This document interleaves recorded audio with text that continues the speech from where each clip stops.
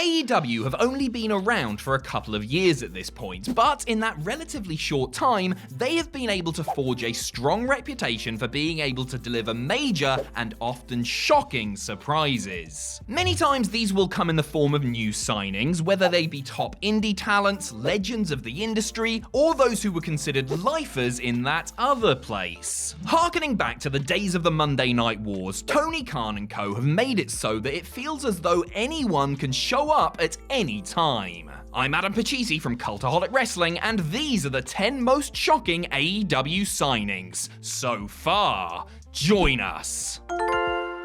Number 10, Malachi Black. The idea of the former Tommy End / Aleister Black showing up in AEW after he was one of the many to receive a WWE release during their bit of spring cleaning wasn't such a shocking one. He has talent, name value, and being in his mid-30s should be in the prime of his career right now. Plus, he has friends in the AEW locker room, and people in positions of power have sung his praises publicly before. No, the signing of Black was not shocking as much of the manner of his signing was. He was released by WWE on June 2nd, 2021 and showed up unannounced on the Road Rager episode of Dynamite on July 7th. Most WWE performers who receive their release have to wait 90 days before they can show up elsewhere, but it was reported after Malachi's AEW debut that WWE had made a critical error when it came to his contract, allowing him to do as he pleased after just 30 days. Basically, WWE failed to update his deal to reflect his promotion from NXT to the main roster,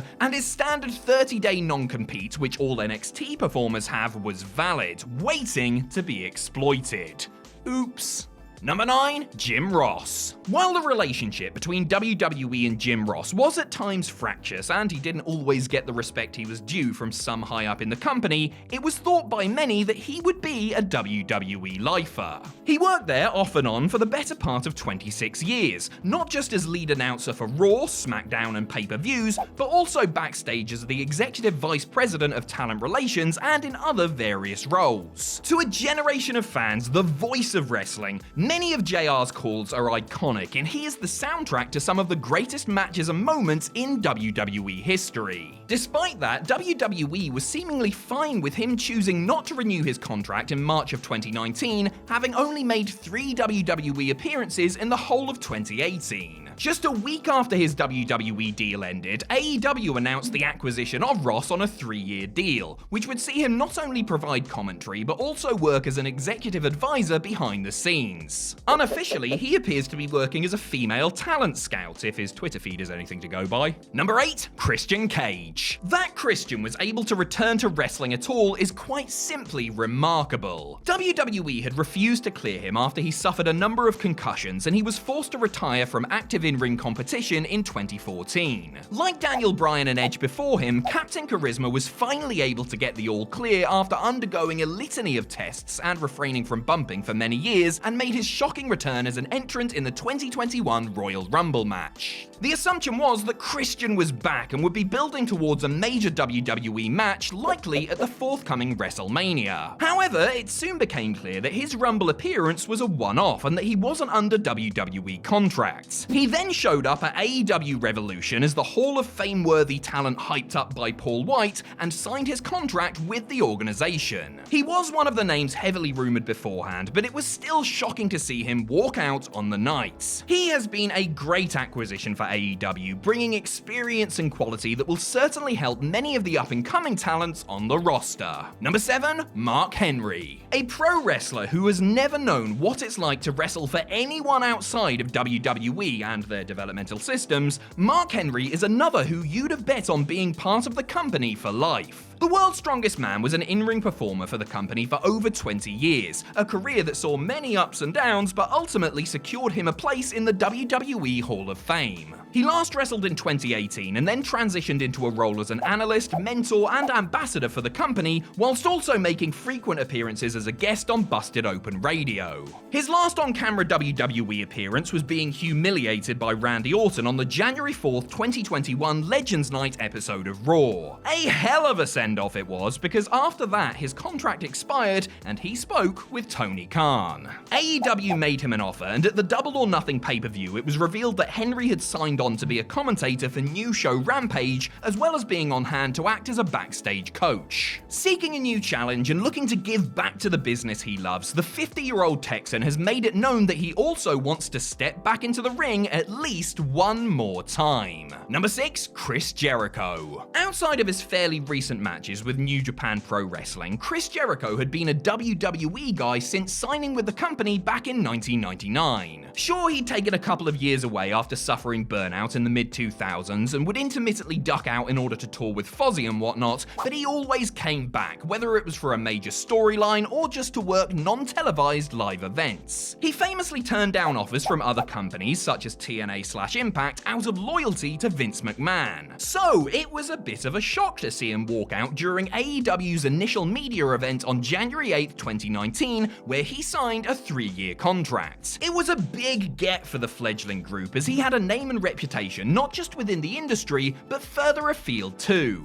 His presence, along with the likes of Cody, the Young Bucks and Pac, showed that All Elite Wrestling was far from some rinky-dink organization. This was the real deal. And happily, the Demo God's time in AEW has been a huge success for both him and the company. Number 5, Sting. When Sting finally turned up in WWE in 2014, it was one of the better surprise moments in the company's history. WWE and its fans had wanted the Stinger to wrestle for them dating way back to the late 80s/early 90s, but he stayed with WCW until the death and then later became one of the franchise players in TNA. Sadly, everything after his Survivor Series debut was something of a letdown. It was thought that his career was over due to the injuries he sustained in his match with Seth Rollins, something Sting himself appeared to confirm when he announced his retirement while being inducted into the WWE Hall of Fame in 2016. He remained under contract to WWE and showed up every now and again, as well as recording stuff for the WWE Network, but his contract expired in May 2020. Still, just because he was on the free market, there was no guarantee he would move to AEW, and it was a pleasant surprise when he appeared on the December 2nd, 2020 Dynamite. More surprising still was the fact that Sting has signed a multi-year deal and has already performed in several matches,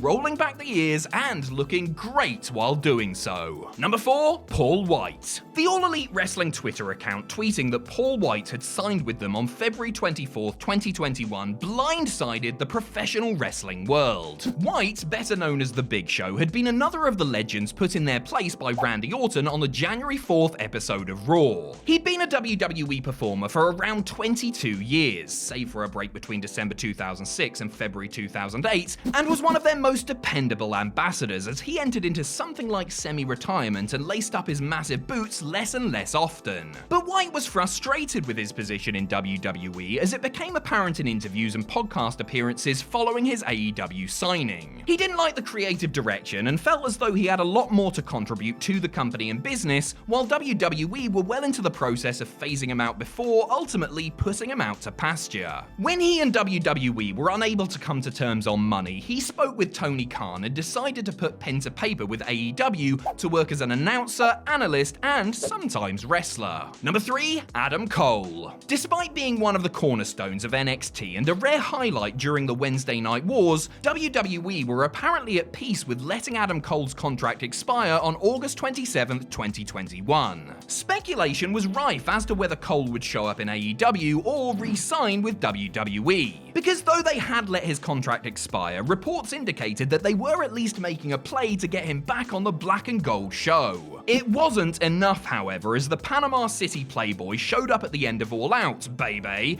confronting the Elite in a tease before joining them in laying waste to Christian Cage and Jurassic Express. Not too long after his surprising debut, reports circulated that gave more information on WWE's pitch to get him to stay. When you consider that their grand idea was to make him Keith Lee's main roster manager while changing his name, it's easy to see why he chose AEW instead. Whether you believe it or not is up to you, but one thing is for sure, he can now post pictures with his girlfriend Britt Baker like a normal couple and stuff. Great. Number 2, Bryan Danielson. Of course, the AEW debut of Adam Cole at the end of All Out wasn't the end of that evening's surprises. After Cole and the Elite reunited and Kenny Omega looked to sign off, one more ridiculously talented professional wrestler joined the party. Bryan Danielson showed up and ran off the heels to a thunderous ovation, ending weeks of will he won't he conjecture. The American Dragon had been out of contract for many months and it was unknown where his next move would be. He'd made clear his desire to wrestle in different places in the past, such as New Japan and in Mexico, something the so-called Forbidden Door would allow should he become All Elite. It was obvious in Bryan's post-debut appearances that he harbored no ill will towards WWE, going as far to say that he really enjoyed his time in the company and had a lot of love and respect for Vince McMahon himself. It was a tough decision to jump ship, and considering Bryan's history with WWE and his ties there, a very surprising one. Number 1, CM Punk. Despite being internationally the worst kept secret in the world, CM Punk showing up unannounced on AEW Rampage was still a seismic moment in professional wrestling. When the straight-edge superstar sauntered out to the familiar strains of cult of personality, it was something that was over 7 years in the making. Punk had been MIA from wrestling after walking out of WWE in early 2014. He then acted, wrote comic books, went to court a time or two, and had a couple of fights in the UFC before signing on as an analyst for the Fox show WWE Backstage. Some wondered whether this connection to WWE would open the door for a return to the company proper, but Punk maintained that he had no interest in coming back, and what's more, the show was cancelled in June 2020. The rumblings of the Second City Saints potentially joining AEW alone were enough to sell out Chicago's United Center for the first dance edition of Rampage within minutes of tickets going on sale, by the way, as well as attracting a huge rating and selling about 1 billion t-shirts. We were 99% sure that he was showing up, but that 1% of doubt lingered since Punk was at one point so burned out on the business and held such resentment that it was hard to see him ever coming back.